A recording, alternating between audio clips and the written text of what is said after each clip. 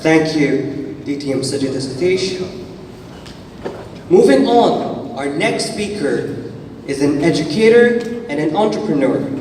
He led the largest district in the world in 2016, which consisted of 7 countries in the Middle East and over 360 plus clubs. He is currently a Region 11 advisor for Middle East, Africa, and Pakistan. He's going to talk about something called Applied Toastmasters. He asks, how far have you come with all the blessings and learnings? Presenting Applied Toastmasters, put your hands together for none other than DTM Ali Shahbaz.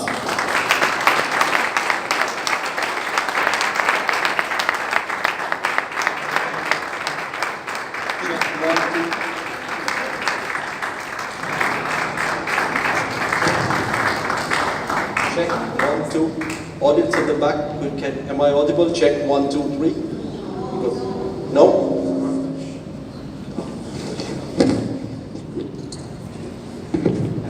Check, 1, 2 at the back. Yes. It's good? Great. Round of applause for the MC.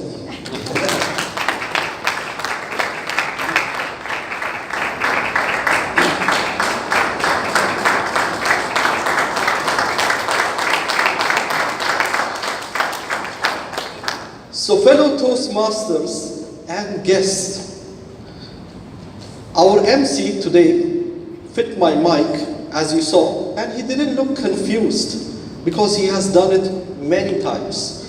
So how many of you are confused in life? How many of you are normal? Or how many of you are normally confused? That's a good number. My 7-year-old daughter, a few days back, she actually asked me, Baba, can you buy me a smartwatch? In my first grade, my friend has a smartwatch. To my surprise, I went in kind of a mental shock and analysis.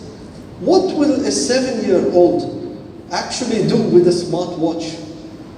So I happened to ask questions like, do they give you so much homework about rocket science that you need a smartwatch?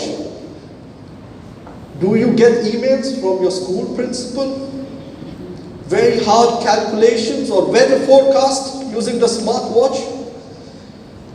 But nothing of that sort came to me. What I understood, it was just a matter of showing off in the class. Already 1/4 of the class actually has a smartwatch. So the other kids, they go back to their parents and they want a smartwatch also. Being an educator, I'm in a field of research, continuously developing myself when it comes to knowledge. And I'm an instructor or a professor who is not little tech savvy, but eventually a little more, because I teach robotics, artificial intelligence, coding, until my brain goes scrambled. I did some research on,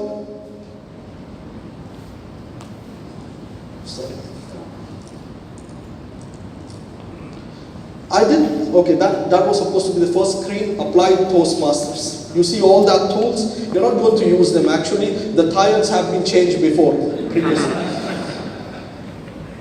I did some research on understanding different generations, different timelines. So I saw some of it coming to me from Baba Google. That's the place where we all go when we talk about research. You see, the generation which we know about much before us, the baby boomers, supposedly very rich people in history, own big corporates, companies, kind of economy still depends on them. And their children, their grandchildren are also enjoying the fruits of their hard work until today, all over the world. And then comes the Generation X, the famous generation. How many of you recall Generation X? Good, I knew that there will be some Generation X in the audience. Now Generation X got introduced to a little bit of social media marketing, ICQ chat, and all that, Yahoo chat. And then came the next generation, the millennials. Always one hand is quite busy. And then now the generation Z, not one hand, sometimes two hands and also the toes. Lot of information has been exchanged over the net. Lot of data, don't you think? And now, being an educator, I feel there is in undergraduates a term called graduate in big data. There is a specialization just to understand data, how to filter. And there are certifications in the world on using data, data privacy, data security. A lot of it is flowing on the internet. There was a time, ladies and gentlemen, talk about baby boomers or maybe Generation X. When you wanted to do some research, you had to actually walk, drive, take a cab, public transport to a faraway city library. Have you noticed that? And when you go there, you do your research, you come back home, you put some of your experiments and you present your thesis. And I've been seeing this from past 15 plus years in my life. When many students come up to us and start defending their Viva, their research, over the years what I've noticed, their practical experience is less, but more experience is picked from Baba, Google. Lately I asked one of my students who was proudly presenting the research in a very dynamic way, how much of it is your actual innovation? How much of this is your work? He still defended, no, it's my work, I just got inspired. But when we give them a practical examination, there is where we find out it wasn't their work actually. In developing countries those days, people had problems with transport. Walking far or going far away to a city library was a big deal. So what some of them used to do, can you guess? No need to go to the library. Let me put my practical experience and make the research my own. But we had a journey from the library to social media where no need to walk into a library. I'm from Harak and I was so happy back in 2000s. If you might have seen only one famous roundabout in Busaitin. How many of you have seen that? They opened a public library there. We were so happy that I used to walk from my house, go to the library, and even though there was social media, but I used to read books. And early days of my college, I did some research that way because I used to enjoy.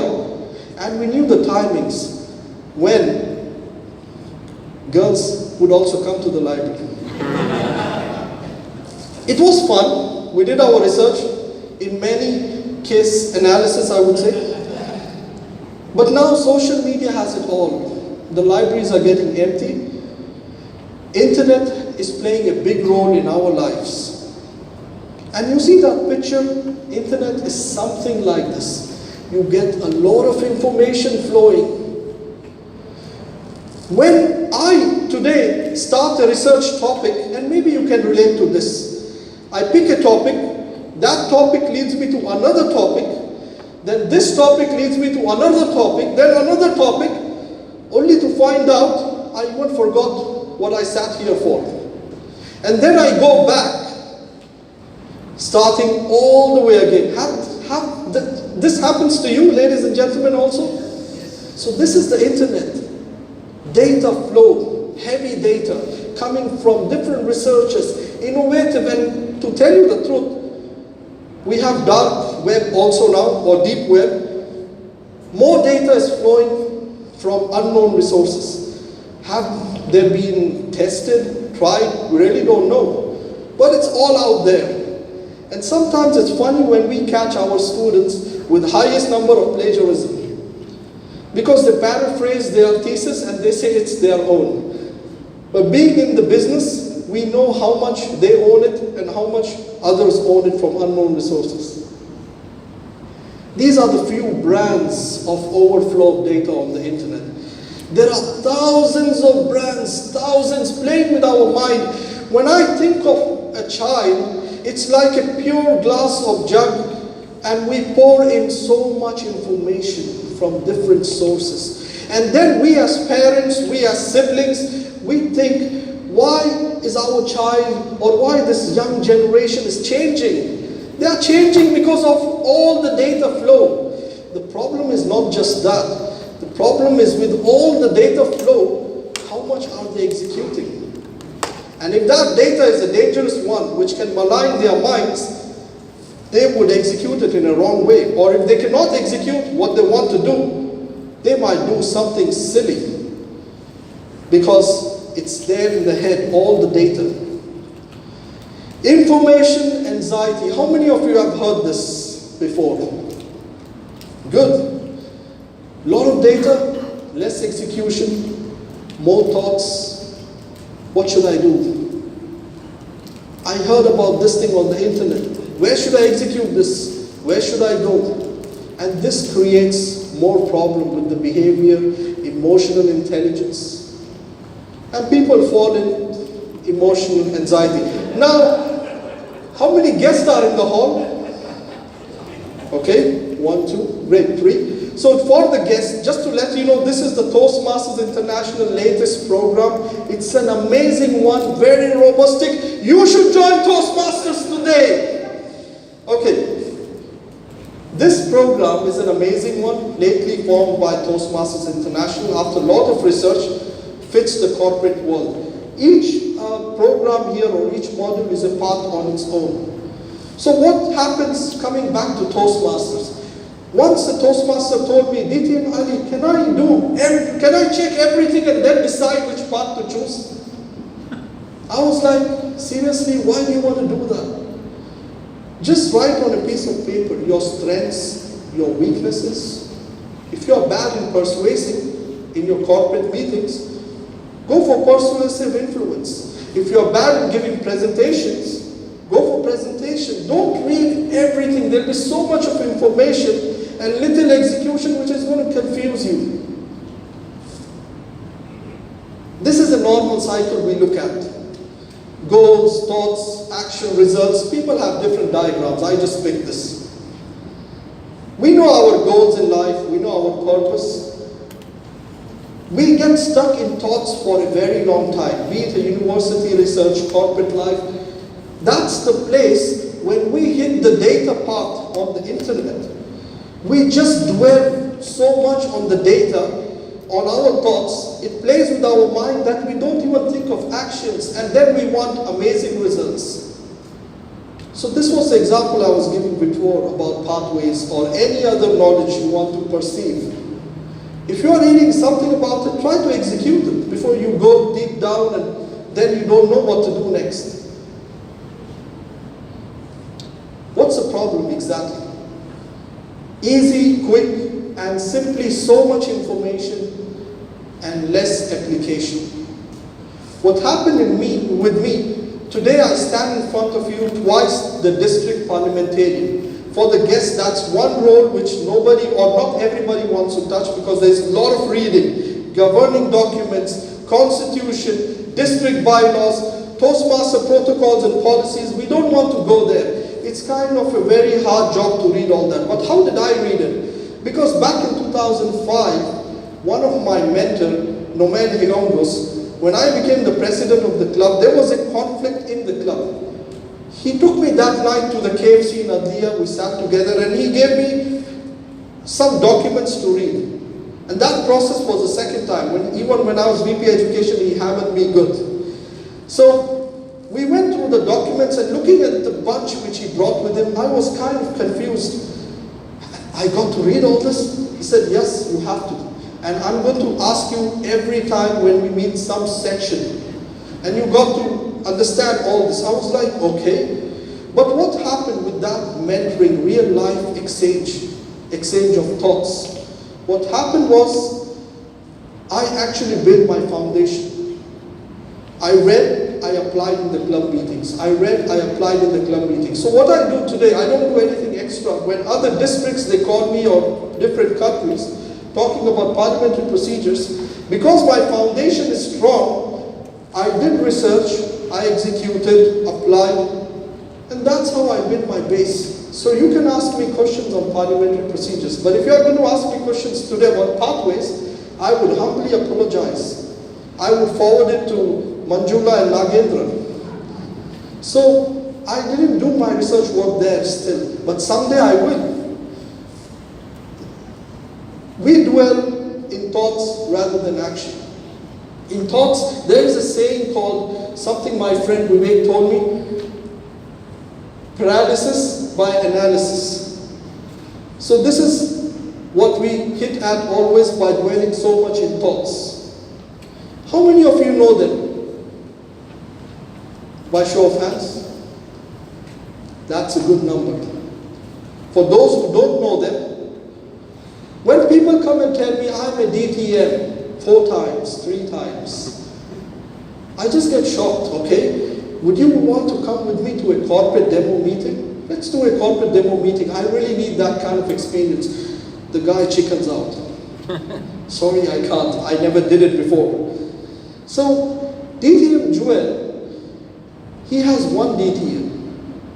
He's been in Toastmasters for a very long time. So my point here is, it doesn't matter how many DTMs you got. What matters is, did you execute all what you know over the years? Not your certifications, not your degree at times. It's good, matter of prestige, yes. I would be happy, Dr. Ali, wow. But did I do my research? And a question to everybody, would you get operated from a doctor who did his degree online or actually experienced it? DTM Madhavi Tiwari is not yet a DTM. So, and she's called for major events. Exactly, see Shukri's face, she's not a DTM. More execution. Okay, can you go to the next slide? The magic happens in execution, fellow Toastmasters and guests. Hope you enjoyed it. Over to you.